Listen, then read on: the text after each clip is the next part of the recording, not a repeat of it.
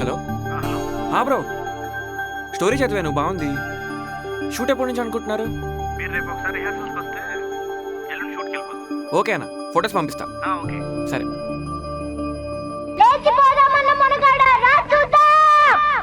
మీకే, మీరు బాగానే చెప్తారు లేచిపోదాం పారిపోదాం అని. ఆ ప్రాసెస్ ఎంత కష్టమో మీకేం తెలుసు, ప్లాన్ చేసేవాడికి తెలుస్తుంది.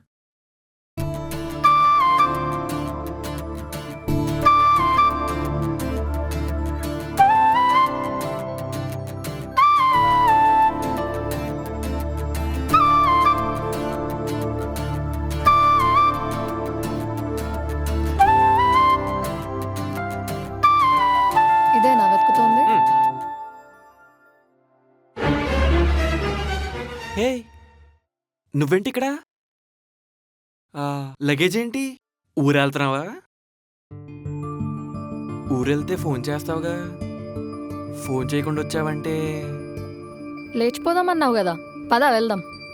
హే? ఒక్క నిమిషం. ఇన్స్టాలో రీల్స్ మన ప్రెజెంట్ సిచ్యువేషన్కి సింక్ అవుతున్నాయంటే ఏంటో అనుకున్నా. నిజమే. ఇలా నా ఒక్కడికి అనిపిస్తుందా, మీకు కూడా అనిపిస్తుందా? ఓయ్, నేను ఇటు తిరిగి ఉంటే నువ్వు అటు తిరిగి మాట్లాడతావేంటి? చెప్పు. వెళ్దామా? ఎక్కడికి? లేచిపోదామన్నావు కదా, పద వెళ్దాం. ఊరిని ఎంకమ్మ, నువ్వు ఆపవే బాబు, ఇక్కడ నుంచి ఏంటి పద. ఎక్కడికి? అయినా లేచిపోదాం పారిపోదాం అన్న పదాలు కాస్త పక్కన పెట్టి దానికి ఆల్టర్నేటివ్ పదం ఏమైనా ఉందంటే చూడు. ఎందుకంటే మనం ఉన్న సమాజానికి అలాంటి పదాలు అస్సలు పడవు. ఏమో, అదంతా నాకు తెలియదు. అబ్బా,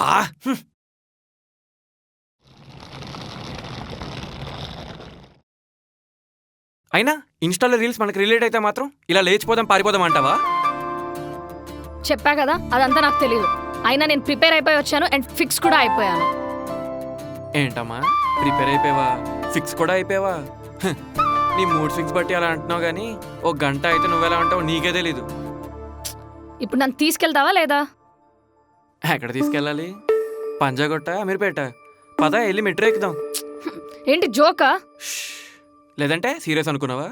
అయినా లేచిపోదాం వెళ్ళిపోదాం అని నేనెప్పుడు అన్నా, నువ్వెప్పుడు విన్నావు? నిన్న నైట్ కాల్లో అన్నావుగా. నేనా అన్నానా? అనే ఉంటాను. అయినా నైట్ తాగిన బ్రాండ్ అలాంటిది మరి. ఇదంతా నాకు తెలీదు, ఎందుకన్నావు మరి చెప్పు. అంటే మరి నువ్వు ఇలా నిజంగా వచ్చేస్తావు నాకు మాత్రం ఏం తెలుసు? నిజంగా రావడం ఏంటి? బా, ఇంత పెద్ద పెట్టెట్టుకొని వచ్చేసావు కదా, చాలా జర్నీ చేసి వచ్చుంటావు కదా, కొంచెం కూర్చొని రిలాక్స్ అవుదాం కదమ్మా. ఈ విషయం తెలియదాకా పచ్చి మంచినీళ్ళు కూడా ముట్టుకోను. నువ్వు కూర్చోమన్నా కూర్చోను, కావాలంటే నువ్వు కూర్చో. నువ్వు కుర్చీ చేసి కూర్చోబెట్టినా నేను మాత్రం నా మాట మీద నిలబడతాను. నిలబడు. ఎవరొద్దన్నారు? కాళ్ళు లాగితే నువ్వే కూర్చుంటావు. నేను నిలబడదామని వచ్చా, నువ్వే నిలకడగా లేవు. నేను నిలకడగా లేనా? నువ్వు నిలబడ్డావా? ఎక్కడ నిలబడ్డావమ్మా? నిలబడ్డం అంటే నా ముందుకొచ్చి నిలబడ్డం కాదు, ఇచ్చిన మాట మీద నిలబడ్డం. మాట ఇచ్చే ముందు వెనక ముందు ఆలోచించాలి. పరిస్థితులు ఎలా ఉన్నా ఇచ్చిన మాట మీద నిలబడాలి. దాన్ని నిలబడ్డం అంటారు, దీన్ని కాదు. అయినా నువ్వు ఇలాంటి సడన్ సర్ప్రైజ్ ఇస్తావని తెలియక మాట ఇచ్చాను. అయినా నేను కోరుకుంది సీతారామ మూవీలో రామ్ కోసం వచ్చే సీత లాంటి అమ్మాయిని. నాకు అలాంటి అమ్మాయి కావాలి. నువ్వేమో గోదావరి మూవీలో సీత లాంటి అమ్మాయివి. ముండిదాన్ని, కొంచెం తలపొకరు కూడా ఎక్కువే. అయితే ఇప్పుడు ఏమంటావు? నీకోసం సప్త సాగరాలు దాటి రావాలా? చెప్పు, నిన్నే. సప్త సాగరాలు దాటాల్సిన అవసరం లేదు కానీ అక్కడ ఉన్న ఆ కేబుల్ పీస్ దాటొస్తే చాలు. అది కూడా నేను రమ్మన్నప్పుడు, ఇలా ఎప్పుడు పడితే అప్పుడు కాదు. ఇప్పుడు నన్ను తీసుకెళ్తావా లేదా? హే, నీకేమైనా పిచ్చా? అన్ని క్షణాల్లో జరిగిపోవడానికి ఇదేం సినిమా కాదు. అదేదో సినిమా సాంగ్ షూట్లోని ఇల్లు కట్టేసుకొని పెళ్లి చేసుకొని పిల్లలకి అనేయడానికి అంత ఈజీ కాదే బాబు.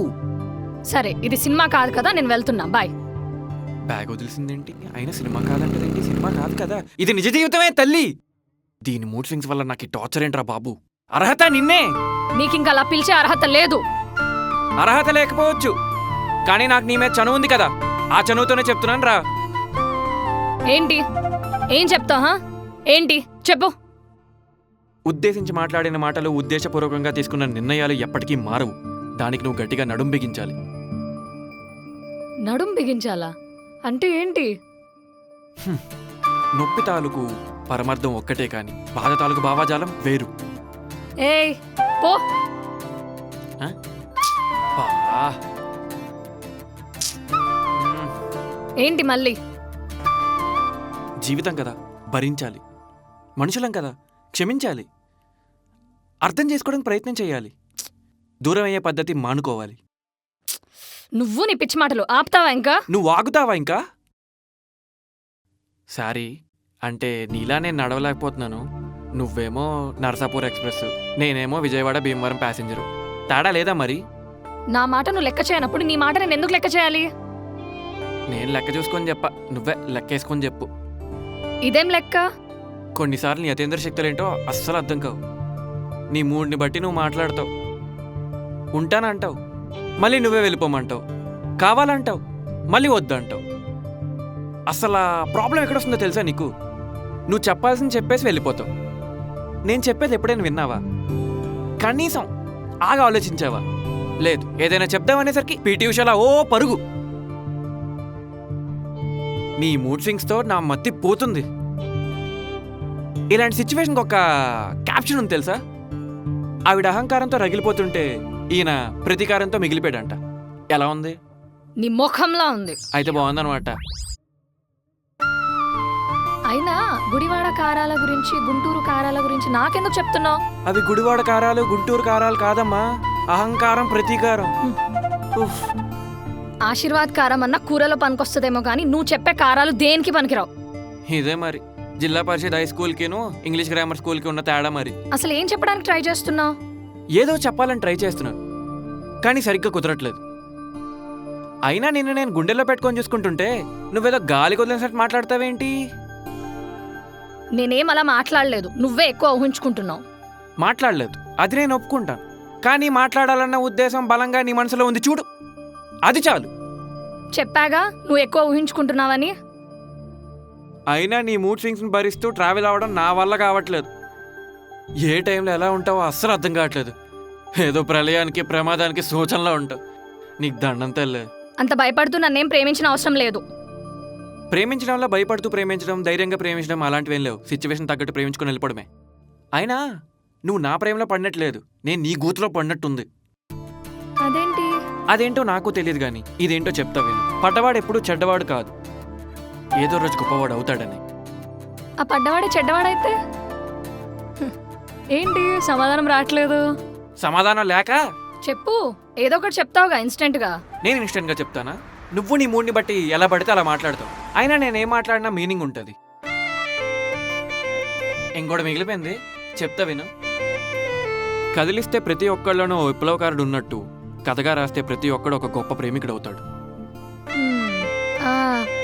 అవుతాడు. ప్రేమించిన అమ్మాయి లేచిపోదామంటే వాళ్ళేమనుకుంటారు, వీళ్ళేమనుకుంటారని చూస్తూ కూర్చుంటాడు. చూస్తూ కూర్చోక నువ్వేదో కోపంలో తీసుకున్న నిర్ణయానికి చప్పట్లు కొడితే ఎంకరేజ్ చేయమంటావా? అలా ఎప్పటికీ చేయను. మంచిది.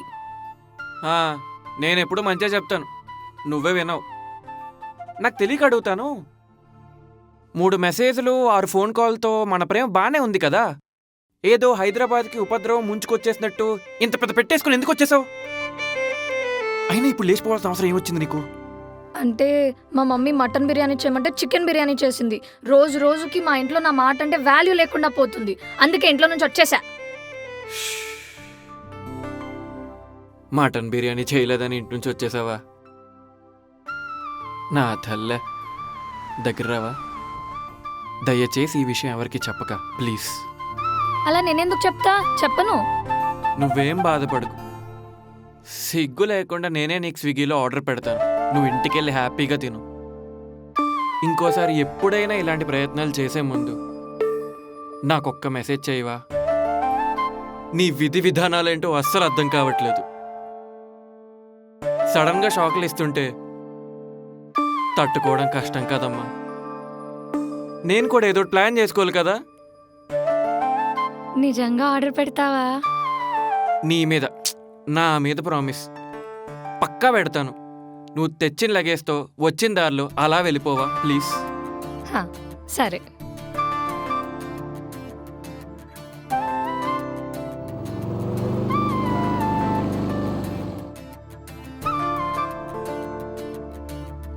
భయ్యా ఎక్కడా? పక్కనే ఉన్నా సార్, వచ్చేస్తా. అది సరే కానీ దీని కంక్లూజన్ ఏం లేదా? ఇదేమైనా బాహుబలి పార్ట్ 1, 2 అనుకుంటున్నావా కన్క్లూజన్ ఇవ్వడానికి? కన్క్లూజన్ ఏం లేదు, కంటిన్యూషనే. మాట్లాడే వరకు నోలుంటే చాలు, వినేవాడికి ఓపిక కూడా ఉండాలి. ఏంటి? అచ్చా నీకు కాదు భయ్యా, రైడ్ తీసుకుని లెఫ్ట్ తీసుకుని అక్కడ దొరకని చూడాలి అడే. మరి నా బిర్యానీ? వెళ్ళవమ్మా, ఇంటికి వెళ్ళేలోపు వస్తుంది. వీళ్ళ మూడ్ స్వింగ్స్ వల్ల ఖచ్చితంగా మూడో ప్రపంచ యుద్ధం గ్యారంటీ. బాడీ పెరిగి బ్రెయిన్ పెరగని వాళ్ళు ఏమంటారు తెలుసా? Dad's little princess. ఇది ఖచ్చితంగా డాడ్స్ లిటిల్ ప్రిన్సెస్. బాగా జరిగిన గతం, ఏమీ బాలేని ప్రస్తుతం, ఏం జరుగుతుందో తెలియని భవిష్యత్తు. ఇదేనేమో జీవితం అంటే. రేపు జరగాల్సిన రిహార్సల్స్ ఈరోజు దీని దయ వల్ల ఇప్పుడే అయిపోయి. నాకు తెలిసి రేపు డైరెక్ట్ షూట్కి వెళ్ళిపోవచ్చేమో. 1 minute. హలో డైరెక్టర్ గారు.